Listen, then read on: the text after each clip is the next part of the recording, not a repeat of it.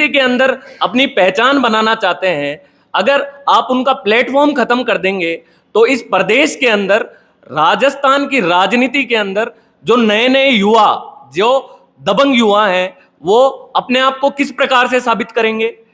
हम परमिशन तो एक तरीके से ये आंदोलन की भी नहीं देना चाहते थे, क्योंकि इन्हें पता है कि अगर पूरे प्रदेश का युवा अगर एक जगह इकट्ठा होगा तो कहीं ना कहीं ये हमारी सरकार को घेरेगा, हमारी पोल खोलेगा।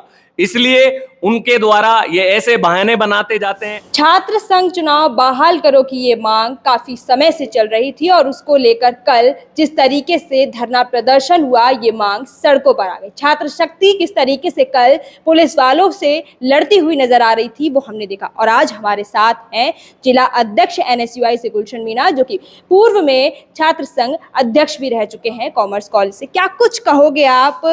NSUI से जुड़े हुए भी हो, विचारधारा भी अच्छे से समझते हो, उसके बाद भी जो कल डिटेनिंग है वो बहुत जल्दी कर दी है, इसको लेकर आपकी क्या जो है विचारधारा? देखो, मैं आपको बताना चाहता हूँ कि ये पर्ची सरकार कहीं ना कहीं इन युवाओं से डरी हुई है कि अगर ये प्रदेश का युवा अगर जाग गया, अगर प्रदेश का युवा हर मुद्दे पे सड़कों पे उतरेगा तो ये युवा हमें कहीं का नहीं छोड़ेगा। अगर इन युवाओं को हमारे द्वारा रोका नहीं गया तो ये हमारी हर चीज़ के अंदर पोल खोलेंगे।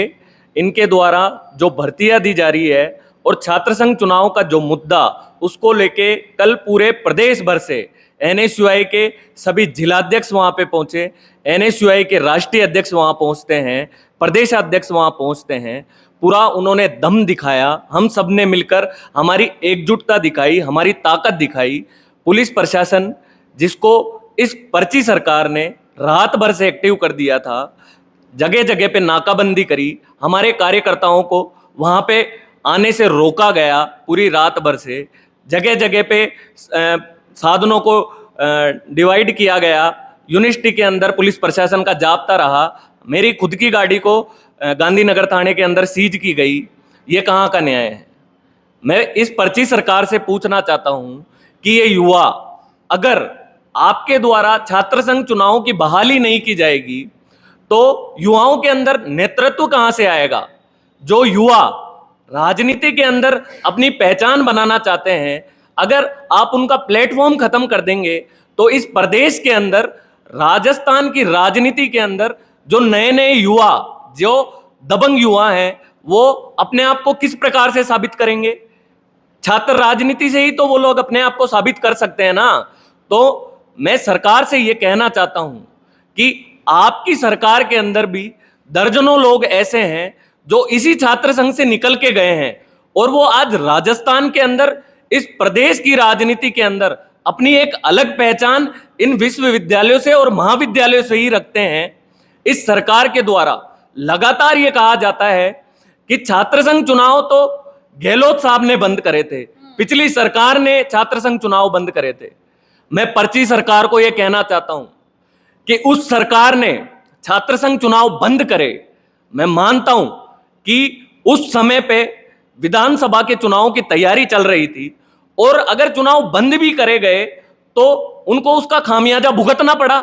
लेकिन इस प्रदेश की जनता इस सरकार से ये पूछना चाहती है कि हमारा ये कौन सा दुर्भाग्य है जो आपको सत्ता में बिठाने के बाद भी आप पिछली सरकार को ब्लेम कर रहे हो, पिछली सरकार पर अपने जवाब थोप रहे हो। आज का युवा एक शिक्षित युवा है, आज का युवा एक समझदार युवा है, वह हर चीज जानता है। आप बार बार में मुंह उठा के, उच्च शिक्षा मंत्री जी का बयान आया है कि गहलोत साहब ने चुनाव बंद किए थे। साहब, आपकी सरकार को 1.5 साल होने को आ गए हैं, ये आपका जवाब अब कहीं ना कहीं फीका पड़ने लग गया है और आज का युवा सब चीजें समझ रहा है। आज का युवा एक शिक्षित युवा है, वो जानता है कि आपको सरकार में, आपको सत्ता में बिठाया तो राजस्थान प्रदेश को संभालने की जिम्मेदारी आप लोगों की है, गहलोत साहब की जिम्मेदारी नहीं है। ये जिम्मेदारी आपकी है। छात्र संघ चुनाव बंद हुए, ये सवाल गहलोत साहब से नहीं पूछा जाएगा, ये सवाल अब आपसे पूछा जाएगा। लेकिन बंद करने की जो पहल है वो तो गहलोत साहब ने की, तो इसलिए वो पलटवार करते हैं, लगता है कि वो बचते से हैं। देखो, मैं वही कह रहा हूं कि बार बार में वो बचते जा रहे हैं, लगातार वो बचने का काम कर रहे हैं। गहलोत साहब ने बंद किया, उनको खामियाजा भुगतना पड़ा, लेकिन वापस ये सरकार छात्रों के साथ कुटाराघात करेगी, तो ये तो एक तरीके का छात्रों के साथ अन्याय हो रहा है ना। शायद ऐसा भी कह सकते हैं कि जब नए चेहरे आएंगे तो वो कहीं ना कहीं पक्ष और विपक्ष को लेकर वो रहेंगे एक्टिव, तो इसलिए ऐसा कुछ। तो बिल्कुल, ये आज नहीं होगा तो आने वाले समय में होगा। शिक्षित युवा राजनीति के अंदर आएंगे, राजनीति के अंदर अपनी अलग पहचान बनाएंगे। प्रदेश की जनता आज हर विधानसभाओं के अंदर एक शिक्षित नेता चुनना चाहती है। वह अपना चुनाव ऐसे व्यक्ति को करना चाहती है जो उनकी बात को विधानसभा लोकसभा में दमदार तरीके से उठा सके। आज का युवा और आज की जनता बेवकूफ नहीं है।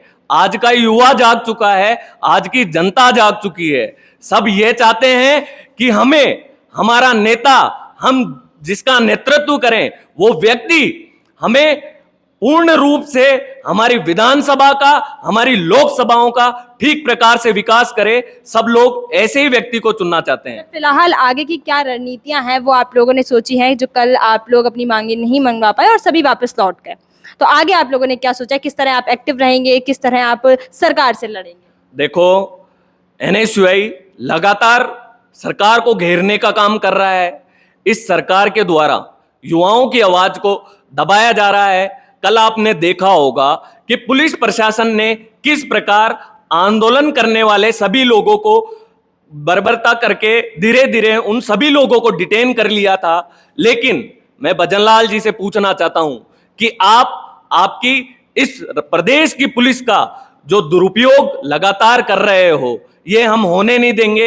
एनएसयूआई पूरे प्रदेश भर में छात्र संघ चुनाव को लेके आंदोलन कर रही थी और आगे भी चुनाव को लेके आंदोलन करेंगे। एक सवाल है कि इतने बड़े बड़े चेहरे थे वहां पर, उन्होंने इतनी जल्दी गिरफ्तारियां क्यों दे दी? क्या वो उनके पास परमिशन नहीं थी? क्योंकि जब हम पुलिस वालों से बात कर रहे थे तो पुलिस वालों ने कहा था हमारे पास जो है धरना की जो परमिशन है, लेकिन मार्च करने की परमिशन को नहीं मिली है। जब आप लोगों को परमिशन नहीं मिली तो फिर आप किस तरीके से धरना प्रदर्शन आंदोलन कर सकते हैं? देखो मैडम, परमिशन तो एक तरीके से ये आंदोलन की भी नहीं देना चाहते थे, क्योंकि इन्हें पता है कि अगर पूरे प्रदेश का युवा अगर एक जगह इकट्ठा होगा तो कहीं ना कहीं ये हमारी सरकार को घेरेगा, हमारी पोल खोलेगा।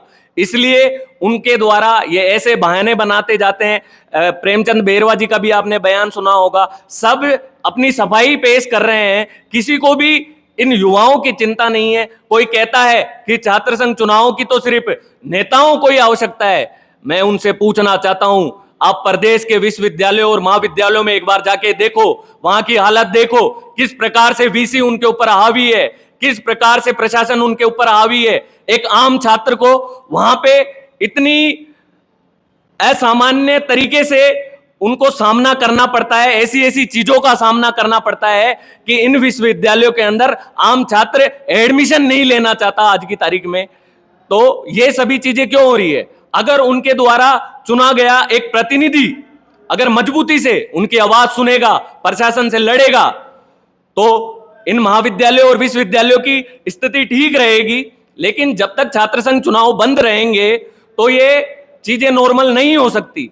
इसलिए छात्र संघ चुनाव होना बहुत आवश्यक है। कई सारे लोग थे, मैं फिर से अपना क्वेश्चन को रिपीट कर रही हूँ कि बहुत सारे बड़े बड़े चेहरे थे, उन्होंने इतनी जल्दी गिरफ्तारियां क्यों दे दी? देखो मैडम, पुलिस के द्वारा उन्हें आगे नहीं बढ़ने दिया।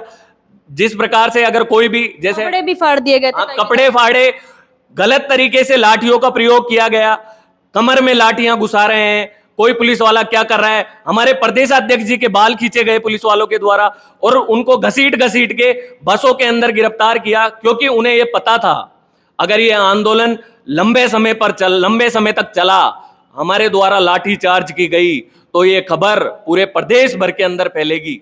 अगर इन युवाओं पे अगर एक भी छात्र नेता का या एक भी विधायक का अगर हमने सिर फोड़ा तो पूरे प्रदेश के अंदर आतंक मच जाएगा और कहीं ना कहीं हमें मजबूर होकर छात्र संघ चुनाव की बहाली करनी पड़ेगी। उन्होंने इस मुद्दे को दबाने का काम किया है। वो ये चाहते थे कि किसी भी प्रकार से शांतिपूर्वक तरीके से इस भीड़ को यहां से खदेड़ा जाए। इसके अंदर कहीं ना कहीं पुलिस कामयाब हुई है। लेकिन मैं ये बताना चाहता हूं कि ये एनएसयूआई के कार्यकर्ता हैं, ये कोई डरपोक नहीं है। ये गांधी जी की विचारधारा पर चलने वाले लोग हैं। हमें जरूरत पड़ी तो हम क्रांति भी लाना जानते हैं। हम पूरे प्रदेश भर में आंदोलन करेंगे छात्र संघ चुनाव को लेकर और छात्र संघ चुनाव की बहाली करके रहेंगे। इस बात में कितनी सत्यता है कि जो भी जेल जाता है और वो राजनीति में विशेषकर अगर कोई भी जेल जाता है तो वो अच्छा नेता उभर कर आता है? बिल्कुल। अगर मैं आपको बताना चाहूंगा कि कोई व्यक्ति, कोई जननेता अगर किसी मुद्दे को लेकर जेल के अंदर जा रहा है तो कहीं ना कहीं उसके अंदर सच्चाई छिपी हुई है, जब भी प्रशासन उसको जेल की सलाखों के पीछे डाल रहा है। अगर वो व्यक्ति जेल से निकल के बाहर आएगा तो वह जनता के बीच में उतना ही निखरेगा, क्योंकि अगर प्रशासन उस व्यक्ति को जेल के अंदर डाल रहा है तो किसी जन मुद्दे को लेकर ही तो जेल में डालेगा, और कोई व्यक्ति जेल के अंदर जा रहा है तो वह उतना ही निखर के बाहर आएगा। देखिए, ये मुद्दा इतना बड़ा है कि जितनी हम बात करें उतना कम है, लेकिन हमने बहुत सारी बातें हैं वो की कि किस तरीके से कल बच्चों के साथ ज्यादती की जा रही थी, कपड़े भी फाड़े गए थे कई विधायकों के, कई छात्र नेताओं के, और बहुत सारे लोगों को आने से रोका भी जा रहा था। फिर भी वहां पर जो मात्रा थी लोगों की वो काबिले तारीफ थी और वाटर कैनन का इस्तेमाल भी किया गया था, कई लोगों को डिस्पर्स करने की कोशिश भी की थी। लेकिन अब ये देखने वाली बात होगी कि क्या एनएसयूआई छात्र संघ की जो चुनाव की जो मांग है वो आगे पूरी होगी, क्या आगे की जो रणनीतियां हैं वो चुनाव करवा पाएंगे।